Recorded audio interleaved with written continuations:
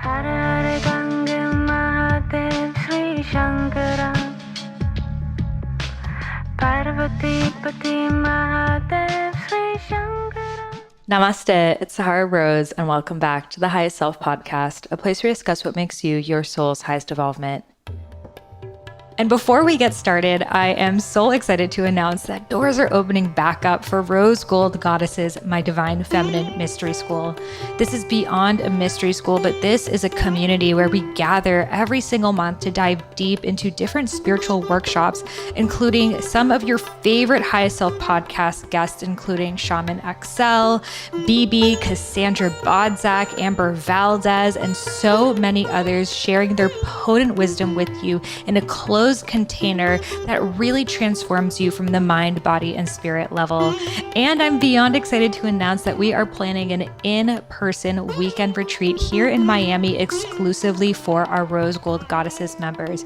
So if you love the podcast and you wish you could connect with people who also listen to it and dive even deeper into the different wisdom and practices that you learn here and actually integrate them into your life, well, if you're feeling the call, then Rose Gold Goddesses is for you. Head over to rosegoldgoddesses.com. That link is in my show notes to join our waitlist for when doors open back up just for 1 week this January. And this is your only chance to join. So make your new year a year of ease, flow, joy, expression, intuition, and creativity, and channel your highest self with a community of aligned queens and Rose Gold Goddesses. Again, head over to rosegoldgoddesses.com to join our waitlist. And I'm so excited to see you inside and hopefully meet you at our in-person retreat in Miami. I was thinking a lot yesterday about social media and our relationship with it. The fact that it makes us feel constantly wired. And really that wired feeling is our biological need to be connected with community. And how social media has harnessed that biological need in a way. And, there are so many arguments to whether it's being used against us or for us, by us, through us. And I think it's all of the above on certain spectrums. But what I was really thinking about was how we've become very aware that on social media, there is censorship happening. However, what we sometimes don't realize is the opposite of that. The constant pressure to share, to say something, anything, to feel like you need to be posting all of the things you're doing on your story all the time, having an opinion on every single world subject that happens, and how this really is almost like the opposite of censorship, but also harms us in a different way of knowing all of this information that, first of all, we didn't need to know. Second of all, hasn't really been thought out. Would you say that you've thought out every single time you've shared something or reposted something or felt like you needed to make a statement on something? Chances are no. So it's creating almost this overwhelm of constant opinions that our biology is hardwired to know. And the reason why our biology is hardwired to know the opinions of everyone in our community is because if you look back at the times that we all lived in villages, it was very important for us to know the opinions of everyone in our village because someone in our village may have had an opinion that was against us, that may have made us become unsafe. Maybe someone's opinion was, I really don't like this person. I don't want her in my village anymore. We're actually planning a vengeance to kick her out. So this is why biologically we kind of need to know what everyone is thinking, especially if it's relevant to us. So if it's a conversation happening in our field, of course, if it's an actual conversation happening about you, but we also feel the need to be part of the community's dialogue. So let's say the community back in the times of the village, we were talking about whether we wanted to grow into this part of the forest or not. This was a community dialogue. Everyone was a part of it. We had different opinions because your opinion mattered to whether we were going to move into this part of the forest or not. Now, flash forward thousands of years later, our community, or what we perceive to be our community, is comprised of millions of individuals whom we will never meet, whom live in completely different parts of the world, whom we've had no face-to-face interaction with and will not. We don't even know the names of, and there are millions of them. Of course, there's billions of people in the world, but millions of people probably who work in your business coaching community or Ayurveda community or life coaching community or spiritual community. And we talk about this as a community, the spiritual community, but really it's millions of people with completely different lives who will never interact.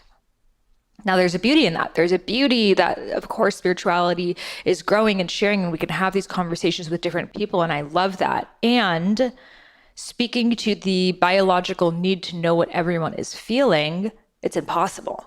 It's impossible to know how millions of people with completely different lives, backgrounds, experiences, desires, so many different factors happening to them to feel. So we enter into a conversation with strangers that we do not know, and we feel like we need to get at the bottom of it in order for us to feel safe, but we never will because the conversation is never ending. And then this creates that nervous system burnout of, I can't even cope with this. They're going to make a decision without me and I'm going to die. That's the way that our nervous system goes. Our nervous system is always looking at survival. And it takes something that like mentally we know I'm not going to die if I don't know what this conversation is. I'm not going to die if I log off social media. But biologically, until we stop operating with the system of survivalhood based off of knowing what is happening in the quote unquote community, we're going to have that response. So really what is needed in the new paradigm more than anything is discernment. Discernment of what conversations are for me and what are not.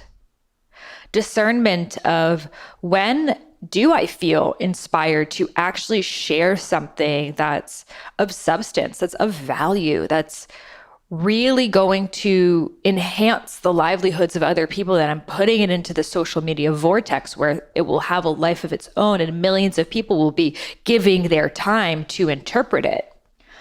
And when is it not? The discernment to not speak, because that's also needed in a conversation. You can't always be speaking. You also have to stop and listen. So we're not really in a conversation when it's a million people on microphones talking and no one listening. The discernment to step away, the discernment to say, which has been my favorite mantra this year, it's not my problem. It's not my problem. You know, maybe you're going into some rabbit hole about some celebrity drama or gossip. That's not my problem. And I think what happens, like using the Kardashians as an example, is people like that become a shared common fixture that everyone in the community knows. So it's easy for us to all have these collective conversations and use these people as an example because it's people that we all mutually quote unquote know, even though 99.9% of us will never meet them. So really what's happening right now is we're letting our biology run from its shadow rather than from its light. There is a very deep beauty in the fact that we want to be connected to community, but this community, it needs to be an actual community where we are known, where we know others, where there is face-to-face contact, even if it's on Zoom. But a community is also essential to have private conversations. A community is not a constant public forum because that is, again, going back to the village, they may have met in council and had this public forum, but then they split off and had private conversations. And that's where ideas incubated. That's where people could really share their truth. Like, you know, if you've ever been in a group conversation about something or a team meeting about something, and then the team meeting's over, but then you have a side conversation with someone, and that's when you really share your truth, or you really get to know how someone else felt. And we're not doing that in our society. We think we're being connected because we're throwing into this hodgepodge of Instagram or social culture, but really we're missing that private connection, which is where deep listening, which is different than hearing. Listening is when you actually take in with true awareness what that person is saying. So I think right now we might be reading each other's comments, we might be quote unquote hearing each other, but we're not listening to each other. So discernment is needed right now. And discernment even goes beyond this, but discernment of what practices are for me and what's not. Maybe someone is sharing how ayahuasca was the thing that changed their life and it was so profound for them and they wouldn't be who they are, and they've surrounded themselves by people also on a plant medicine journey and they've devoted their lives to ayahuasca and this is it for them. So you may read that and think, oh, well, if I'm not on the ayahuasca journey, then I must not be spiritual. I must not fit in. I should do it because that's what someone else said that they did and it worked for them. Therefore, it should work for me. And this is how we go on to not honor ourselves and what's showing up for us in our path. Maybe you're not on an ayahuasca path. Maybe that's not even in the cards for you in this lifetime. There's a completely different path for you. But again, it's that person's free right to share what has worked for them. And it's also your discernment to choose whether you feel inspired and energized by that, and that maybe does become the path and it inspires you, or if it's coming from, well, everyone else is doing it, so I should do it too. Discernment when it comes to your human design and your astrology. I see so many people, they learn about these systems and tools, which I love. I'm constantly referring to in my own life as well. And I know I'm not just that. I know that I can also learn from the generator's strategy. And oftentimes I feel like I'm actually more of a manifester than I am a projector. So I don't hold on to it too tightly because that is how it becomes constricting. It's the difference between, putting on a beautiful piece of jewelry, which is like, oh, wow, I learned this beautiful new system and there's all these new things about it. It's making me think about my life in a different way. I'm going to wear this jewelry and try it on and see how it flows this day. Versus everything I knew was wrong because this system says I'm actually supposed to be this. So I need to go back to the drawing board and rethink everything. And now I can't do this and I can't be that. And my life is going to suck. And these things are going to be hard for me. And I can't be around these people. That's taking that same piece of jewelry and strangling yourself. And that's not what jewelry is for. Jewelry is not for how tight can I wear it. It's for how beautifully can it adorn my body. So dive into your human design, learn, oh, wow, I'm a projector. The strategy is to wait for the invitation. Let me try that on and see how it fits. But does that mean I stop initiating anything in my life? No, I see people do that. And frankly, for myself, I'm a projector. I have initiated many things in my life. And I'm so grateful that I just went for it because it felt authentic and true for me. And truthfully, that's why I'm living this experience right now, is because, I'm always the person, whether it's initiating an art party with my friends, I'm the person who will come up with it, or initiating, walking up to Deepak Chopra at a conference. I felt in my intuition that that's what I needed to do.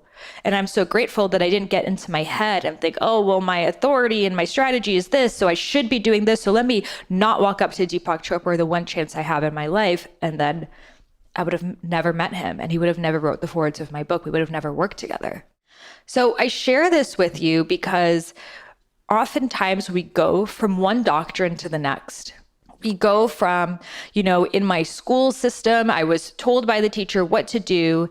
And the beauty, and I'll share the beauty of this other side too, is the openness, the beauty of someone told me this is the way, so I'm going to trust them and believe it. And I think there's a beauty in being that openness because there's also the shadow of almost too much discernment. And the word wouldn't even be discernment at that point. It would be closed off. So there's the beauty in, let me learn about this new system. I will be completely open to receiving it and learning about it without judgment and feeling into it, putting on the dress rather than stopping at the store and being like, this dress isn't for me. I'll try on the dress if the dress is at first looking good for me. There may be some dresses at the store, maybe some systems and tools that you're just like, this is not for me. I'm not trying that dress on. But maybe there are some you're like, okay, I'm curious about this breathwork dress. Let me try it on. And then maybe you try it and you're like, you know what? I learned that I actually really do like the dress, but it's just not the right fit for me. It's not the right color for me. I really like breathwork, but it's not the holotropic breathwork. But now I'm open to learning more about breathwork. Or I really liked working with, for example, the other day, for the first time in like 8 years, I hired a personal trainer. I normally work out by myself. I worked out with that personal trainer, and it reminded me how nice it is to have a trainer, but that trainer was not right for me. So it opened me up to saying I'm open to having a trainer, even though it wouldn't be that specific person. So again, that's that balance between the openness of I'll try this on and see how it fits, or maybe something didn't work for me in the past, but in this stage of my life, it might work for me. So let me try it again. Maybe my first time I did breath work, I didn't have a great experience, but here I am in a new circumstance with a new teacher. So let me try it again, that openness. And then the discernment to, you know what, this isn't for me, or it would be a different style, a different way, a different color, a different length. And that's the beauty in being able to choose, because we can't stop the world from sharing. We can't stop people from sharing their gifts. I see people go the complete opposite side too, of like, everyone on social media is just sharing how they feel, and they're sharing their business, and they're sharing all this stuff, and I can't handle it. So I need to just completely get off forever. I'm done with social. And again, that's your free will. Like, that may be the highest decision for you in this time. However, we can't enter into a field and then try to mitigate exactly how we want it to be. You can't stop people from sharing in a forum that is for people sharing. But what we can change is, how much time do I want to spend there? Am I going to take everything that everyone is saying at face value? Am I going to bring my own? Like, it's the difference between sitting back on your throne and letting the people perform and like, oh, I see this, I like that, versus you on the edge of your seat of like, what's the next thing I need to dive into? The next thing that's going to fix me, save me, heal me. And when you're going into it with that energy, of course, you're going to continually feel disappointed in people. I see so many people, I'm so disappointed. I signed up for this course that said I was going to learn how to build my business, and I still don't have a business. And then I signed up for this other course that said I'm going to learn how to market. I still don't know how to market. Was it the course that was the problem, or was it your follow through? So again, that's the example of someone who's too much in the hyper open, the edge of their seat, that they're giving up their power. They're not sitting in their throne. And then they're getting angry at other people of, why didn't you fix me, heal me, save me? Rather than sitting in your throne, accepting that people are going to share their gifts and they're going to give offers, and that's their right. And that's also your right too, but it doesn't mean you have to jump at every single thing. And some you may dance with for one song, some you may dance with for 10 songs, some you might dance for years. They may become your new salsa partner. But we can't expect anyone else to, one, change our lives, two, act in the way that we want them to act, and three, fit exactly what we need at any time. Someone on social might share a piece of advice that is not right for you at this time. That doesn't mean the advice is wrong, because you could read through the comments and see it was exactly what someone else needed to hear. Think about the stages of grief, or going through a breakup, or even starting a business. There are so many different stages in that. Living your Dharma. So one piece of advice may say, you know what? If a guy is not putting effort into your relationship, it's done. You just need to cut him off. You need to move on. You need to choose yourself. That could be the best advice for someone at some stage. And then another social post could be, the reason why women can't truly relax into their feminine is because they're unable to surrender to a man. And that might be the perfect advice for someone else. But if you're in that breakup, or you're with a man who's dishonoring you, and then you read that post saying you need to surrender to a man, you're going to be like, wait, what? You are wrong. This is some bullshit. I am not surrendering to a man. This man doesn't even honor me. That post wasn't for you. So again, we need that discernment. Even in my book, Discover Your Dharma, you can feel the different energy in different parts of the book, because I'm speaking to different parts of your journey of living your soul's purpose. There's the times where you need to think big and just, first of all, believe that you have a purpose. And my writing is really getting you to see that you were born with a divine gift, and you're here to share your wisdom with the world, and you play an important role in the jigsaw puzzle of the universe, and your voice matters. And that's the advice that someone needs who doesn't believe that they have a Dharma. But then when you go towards chapter 8, which is more towards the end of the book, it's like, okay, you need to take action. You need to go through your biggest fears. It's time to be courageous. Stop trying to figure everything out. You need to take one thing and go for it, because action is the only way you're going to get feedback. And feedback does not mean failure. Feedback means you're gaining more awareness to see what works and what doesn't. So get out of your head, into your body, and start taking action. Now, again, that advice is not the advice for someone who's never even thought about their purpose. Just blindly taking action from a place of lack of awareness is not going to be helpful. But that piece of advice is perfect for someone who has been pondering and journaling, and they have this beautiful idea and they know they want to do this thing, but they're scared. They're afraid of the imposter syndrome. They're afraid they might fail. That's the piece of advice for them. So the reason why I share all of this is because for us to move ahead as human species, as humanity, we need to have this unique balance of discernment and openness. The openness to receive new ideas and not immediately be closed off, to try on new pieces of clothing if they look exciting and alluring to us. And also the discernment to know when something is not for us, or how we might need it served on a different platter or in a different point in our lives. And to also honor and see that as great advice for someone else. Great advice for a different part of my journey potentially. And that doesn't make it wrong. And that doesn't mean you got to comment, I don't believe in this, because again, that's that shadow aspect of we want to have a conversation with someone, but it's going into this void of social where there is no connection there. There's no trust. There's no rapport built. So then people are just putting out their content and then hearing back from someone who it's not a fit for. And then it creates just more anger, animosity. I mean, most people I know when it comes to social, they're on edge, including myself.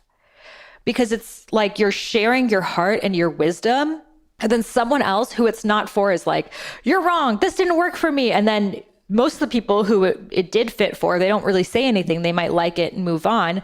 So then it puts in content creators' heads of, no one likes what I have to say. I must be off. You know, every time I share, I get a hate message. Therefore, what I say must not be worthy. So do you see how multi-layered that is? Then that makes that person shrink, and it makes them stop sharing their gifts, and it makes everyone more on edge. But really, it was just the fact that we're not in an actual genuine conversation. It's just the fact that we're not in a genuine community where there's rapport built and there's trust established, that we're just throwing things into a mix where it's not being received. So again, I love social media. I'm so grateful for it. And I don't use it as a place to have the most important discussions of my life. I don't use it as a place to go when I'm lost and confused and I need a stranger to guide me. I use it as a place of inspiration, creativity, learning about new topics and conversations, and not making anyone wrong for feeling a different way that I feel. There are so many different flavors, interpretations, personalities. And really, there always have been. The difference is with social media, you hear what they have to say, whereas if I went to a big event with a bunch of people, I physically can't have a conversation with every single person, and especially not at the same time. So I'm seeing all of the different genres of people out there, but I'm choosing which ones I have a conversation with. And even if it's someone who's not maybe of my same demographic, because there's that human connection there, we've established trust. And whatever they say, even if it's not the advice for me, for example, I'm sure you've had like an Uber driver before, or someone who's maybe like, I need to give you a piece of advice, and it's like totally not relevant for you, but you're like, thank you for that. Like, I receive. Because again, it takes a lot of courage and vulnerability to even open up to someone. But that same vulnerability and courage is also needed for social, but it's just not being held and received the same way because there isn't that human on the other side who's feeling into how vulnerable it was for you to share that. With your Uber driver, if they shared, you know what, a piece of advice for you, and it wasn't relevant, you wouldn't be like, actually, that was some bullshit. I hate this. You're the worst advice giver. You should just never give advice again. You would never say that because it's a human. But on social, I hope it's none of you, but people say that kind of stuff. Because again, they're just seeing pictures of someone that looks happier than they do. And they're angry with their lives. They're angry that they've taken advice from people who don't know them and it didn't work.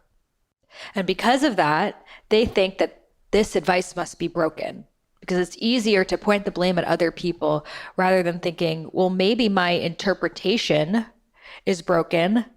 The fact that I'm taking everything that everyone says at face value with no context, no rapport, no trust, and then angry why it's not working for me. So social media is an increasingly active aspect of our lives. For me personally, when it comes to the metaverse, it's not something I am excited for because I think that a lot of these situations are going to become extremified when it comes to living in a VR reality. I think what we need more is more human connection. That being said, I don't know the ways that these metaverses will be used. I am hoping that they can be used in more conscious ways, and it's not going to be that we're like living in a social media world. And I'm open to new interpretations. I'm open to learning, and I'm open to hopefully being wrong, and maybe it's the best thing ever. But in my heart, I don't think living in a virtual world could be the best thing ever, because what we need more of is touch, humanness, face to face, heart to heart. Because without that, context just gets lost in the web. And yes, there are so many beautiful conversations that I'm also a part of in social media. I learn so many new things about people, but nothing, I don't believe nothing will ever replace human connection. And that's why this year, I know for 2022, for so many of us, it's like in person is the thing that we want. I know I'm planning an in-person retreat for Rose Gold Goddesses, and we're planning hopefully to have a Dharma Coaching Institute related event. And yeah, just to really be able to see who is on the other ends of these screens. It's so important. And even just having that touch point at one point, or even being in a community that's targeted around a specific interest, there's already so much more trust and rapport that's built versus on Instagram where there are 1 billion people. Because at least if I join a community where I know, for example, in Rose Gold Goddesses, I know everyone here listens to Highest Self podcast, resonates with my work, so they probably have a more grounded and fun, divine feminine, purpose-driven, joy-filled interpretation of spirituality. That's a lot of context for us to already share in common. There aren't infinite number of people. There's like 1,000 people, which is still a big number. But even within that, there are targeted groups, regional groups where you can meet with the 10 or so people who live in your city, and conversations around very specific topics of we're all here to share about herbs or motherhood or astrology or whatever else. And there are guidelines of we always speak with respect and openness, and this isn't group therapy. And all of those things create such a level of safety that even though we're online, there is such a deeper level of trust and community and support just from these shifts that we make that simply cannot exist on Instagram or TikTok or Facebook or any of these free platforms where, first of all, a massive corporation that doesn't have our highest intentions in mind owns it. And its the basis of the business basis is advertising. And we can't create micro communities off of it. We can follow each other and try, but it's really an open space. And there's a beauty in that too. It's a marketplace. We can learn about new people and stop at the different vendors at the bazaar. But the next step, and if you haven't stepped into any, is like step into the stores that you like step into those communities, get to know the people in there, take it a step further where there is a little bit more of a tight-knit environment. Because that is what's going to allow you to feel more safe, to feel more seen, to see others, and to create that sense of belonging and community that we really want. So I hope this resonated for you. I hope this opened up your eyes of new ways of interacting with social. Share this on social if it resonated, because more people knowing this will create such a more positive social space that will make it so much more open and beautiful for us to be a part of when we're not constantly living on edge. So thank you so much for tuning in. Rose Gold Goddesses, my community, is going to be opening our doors again at the end of January. So if you're wanting to join our in-person retreat, which is exclusively for Rose Gold Goddesses members, and be a part of the Divine Feminine Mystery School, where every single month we're diving into a new spiritual topic. From this year, we did human design, shamanic rituals, activating your inner wild woman. We have coming up energetic lovemaking and tantra, herbology and lucid dreaming, different activations and rituals, orgasmic oracles, so much more. So this really is a community of like-minded people, people who listen to the podcast, people who care about this stuff, people who believe the spiritual journey is fun and joyful and playful and honor the womb and the divine feminine and embodiment and expression. So if I'm speaking your language right now and you would love to meet more people who are on this similar journey and then also be a part of our in-person retreat, then head over to rosegoldgoddesses.com. That link is in my show notes, rosegoldgoddesses.com, and you'll be the first to know when doors open up end of January. I'm so excited to meet you all and grateful for you to be here. Namaste.